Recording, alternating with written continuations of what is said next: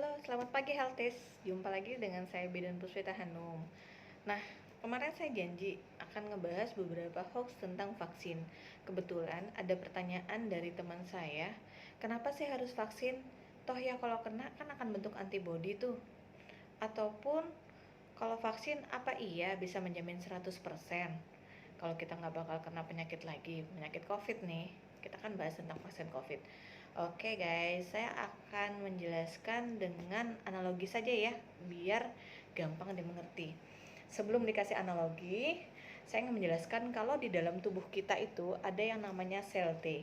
Sel T itu adalah reseptor ketika penyakit masuk, mereka akan mengenali dan membentuk antibodi. Namun sel T di dalam tubuh kita itu bermacam-macam. Ya namanya beda orang, beda juga dong apa yang ada di dalam tubuh mereka. Ada sel T yang cepat mengenali dan cepat membentuk antibodi. Ada juga sel T yang dalam mengenali dia agak sulit sehingga antibodi yang terbentuk rendah, atau malah ada sel T yang ketika penyakit masuk itu sama sekali tidak bisa mengenali penyakit itu dan tidak membentuk antibodi. Oke guys ya, jadi penjelasannya tentang bagaimana kita membentuk antibodi kurang lebih seperti itu. Saya analogikan. Di dalam tubuh kita mempunyai sel T tadi yang sebagai penjaga ketika penyakit masuk dia akan membentuk antibodi dalam artian melawan.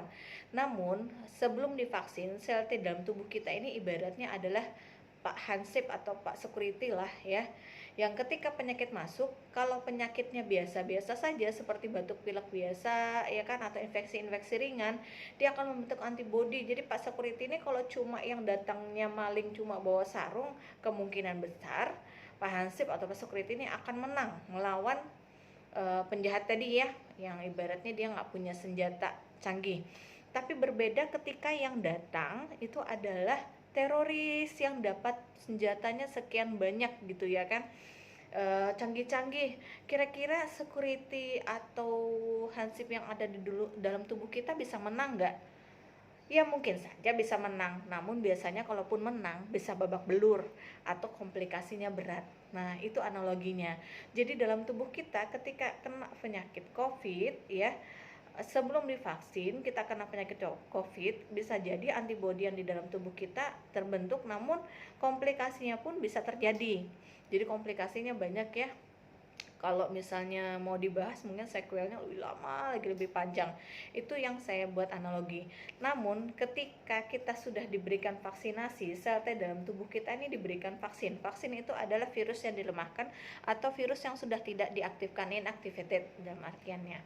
Nah ketika diberikan seperti itu, mereka otomatis dilatih untuk menjadi tentara, untuk menjadi pasukan Densus 88 yang mereka diberitahu, oh ini yang datang ini bukan penjahat beneran, kira-kira yang penjahat ini tipenya seperti ini, mereka akan menyerang seperti ini. Itulah vaksinasi, sehingga ketika sel T ini udah diberikan vaksin, dia udah terlatih membentuk antibodi awal, udah punya skill, udah punya pertahanan di dalam tubuh kita. Nah, analoginya seperti itu. Jadi kalau Anda ingin sel T di dalam tubuh Anda sudah terlatih, ya get vaccination, ya dapat vaksinasi di tahap 1, di tahap 2. Tapi Bu, mungkin nggak sih kita masih bisa kena? Ya mungkin banget ya, masih bisa kena COVID. Tapi seperti saya bilang, kenanya mungkin tidak separah orang yang belum dilatih. Seperti itu.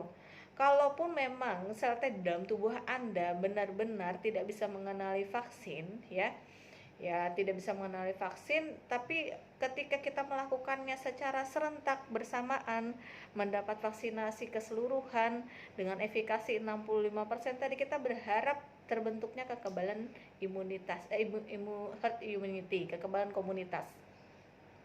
Jadi lingkungan sekitar kita yang sel T-nya pintar itu nggak akan jadi karier lagi, nggak terkena, dan kita juga bisa sekaligus terlindungi.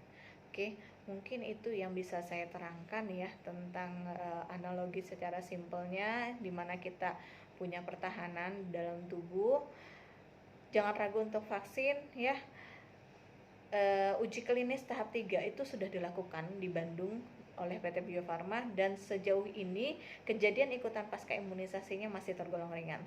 So, jangan ragu ya, kita berharap pandemi segera berakhir. Tetap stay safe dengan 5M. Wassalamualaikum warahmatullahi wabarakatuh.